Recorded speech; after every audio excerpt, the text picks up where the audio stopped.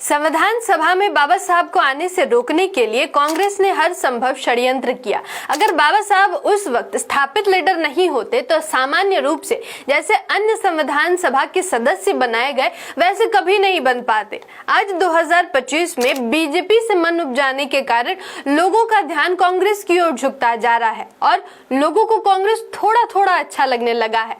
ये वही आम लोग हैं जो 2012-14 तक कांग्रेस से छुटकारा पाने के लिए तड़प रहे थे, आज फिर से कैद होने को आतुर है।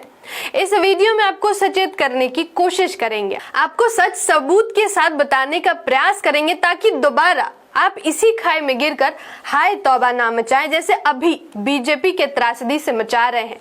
इस वीडियो में अंत तक आपको बने रहना है। अगर आप बने रहें तो आप भी हमारे साथ सुर में सुर मिलाकर कहने लग जाएंगे कि कांग्रेस हरे घास में हरा सांप है जो आसानी से दिखाई भी नहीं देता और इसका जहर कोबरा और गेहूं से कम नहीं है। मैं आकृति और आप देख रहे हैं MNT न्यूज नेटवर्क। बात शुरू करते हैं उस दौर से जब संविधान सभा का गठन आजाद भारत के लिए एक संविधान की रचना करने के लिए की जा रही थी। साइमन कमीशन की रिपोर्ट पर देश के विभिन्न पंथ और समूह के प्रतिनिधि को संविधान सभा के लिए आमंत्रित किया जा रहा था। संविधान सभा के सदस्य होने के लिए 6 विधायक का समर्थन होना था। बाबा साहब के सामने कांग्रेस पहाड़ बनकर खड़ी थी। बाबा साहब को रोकने के लिए कांग्रेस ने एड़ी चोटी का पूरा जोर लगा दिया था। यहाँ इस तथ्य को बताना जरूरी है कि कैसे गांधी और उसकी कंपनी कांग्रेस बाबा साहब के नेतृत्व को नहीं मानती थी।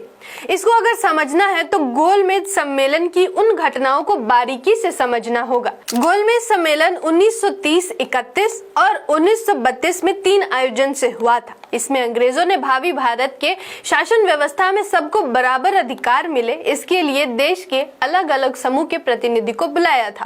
पहले गोलमेज सम्मेलन में मिस्टर गांधी ने मुंह टेढ़ा कर सम्मिलित होने से इनकार कर दिया। मुख्य रूप से अछूतों के प्रतिनिधि बाबा साहब, मुस्लिम समुदाय के प्रतिनिधि मिस्टर जिन्ना और अन्य पंथों के प्रतिनिधियों ने हिस्सा लिया और गोलमेज सम्मेलन अपार सफलता के साथ संपन्न हुआ।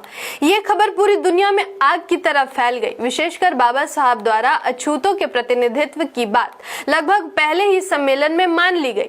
दूसरे सम्मेलन में बिन बुलाए मिस्टर गांधी ये कहते हुए शामिल हुए कि देश के हिंदुओं के साथ साथ दलित समुदाय के भी वो प्रतिनिधि हैं और ये भी मानने के लिए दबाव बनाया गया कि अछूतों को अलग से प्रतिनिधित्व नहीं देना चाहिए।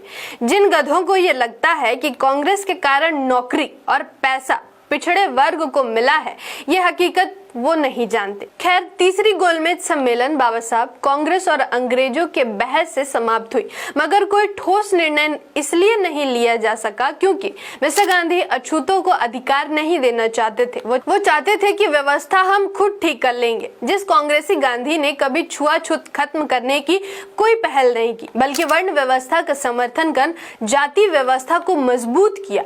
उसने गोलमेज सम्मेलन में सुधार की नौटंकी करने में कोई कसर बाकी रहने नहीं दिया।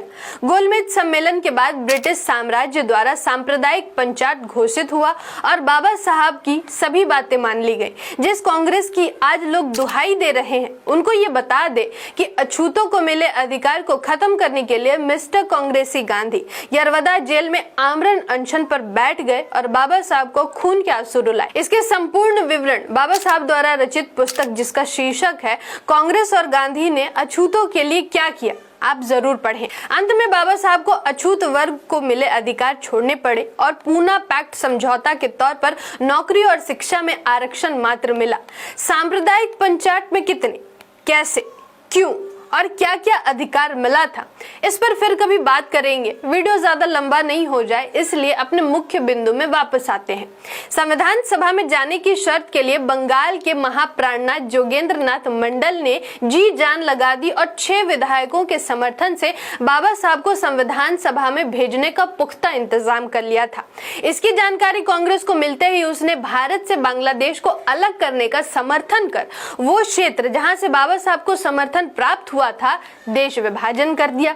हिंदू बहुल क्षेत्र होने के बावजूद पूर्वी बंगाल में शामिल कर पाकिस्तान को दे दिया गया और इस तरह से बाबा साहब को एक बार फिर कांग्रेस ने संविधान सभा पहुंचने से रोक लिया।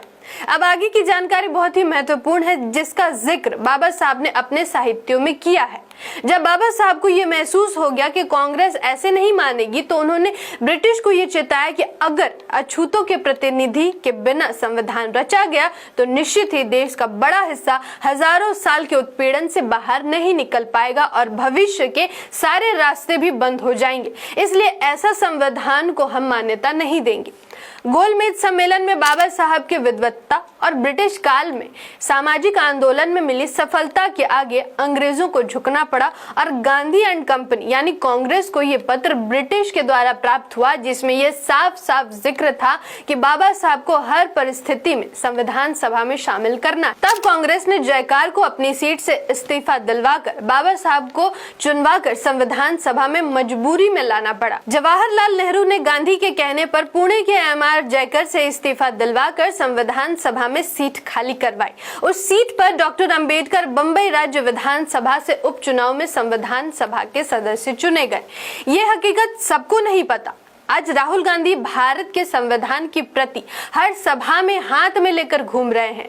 इससे लोगों को, खासकर अछूतों को लग रहा है कि कांग्रेस संविधान के समर्थन में है और जिस संविधान में पिछड़ों के अधिकार दिए जाने का पुख्ता इंतजाम है, तो कांग्रेस सत्ता में आएगी तो पिछड़ों को अधिकार मिलेंगे। ये पूरी तरीके से भ्रम है। कांग्रेस का 55 साल का पूरा कार्यकाल संविधान विरोधी नीतियों को लाने से भरा पड़ा हुआ है।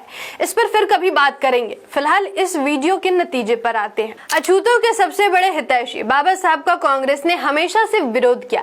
बाबा साहब के सामने हमेशा मुश्किलें पैदा की। पूना पैक्ट से मिस्टर गांधी के बल पर 2 वोटों का अधिकार, जिसे अथक मेहनत से बाबा साहब लंदन से लाए थे, छीन लिया गया।